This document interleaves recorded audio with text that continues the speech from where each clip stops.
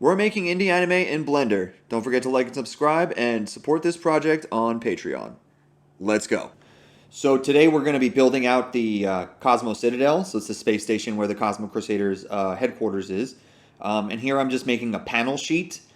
This is basically very simple, very straightforward, something that you'd see on something like the Starship Enterprise. It's just essentially surface details and a way to kind of add them in. So we're in now the base model of the Cosmo Citadel, and I'm just setting up the texture map here, adding in a paint stroke shader, which I've created myself based on a Ghibli Rocks tutorial made by Christophe Dedeen.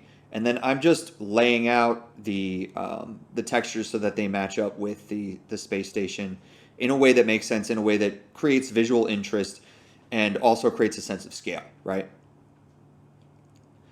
So once we've got that all set up, we're going to go in and we're going to start to set up the lighting. And you can see here that we want the space station is attached to the planet via space elevator. So we need the space station to be lit from below with a blue light, like a sort of reflected blue light.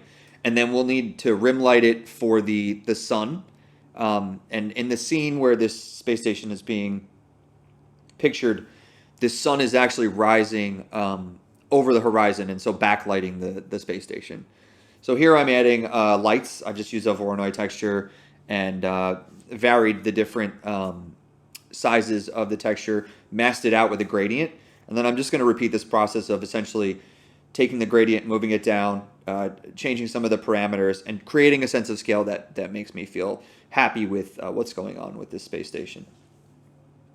You can see here that I'm constantly looking at the space station. I switched the lighting method to a linked lighting method.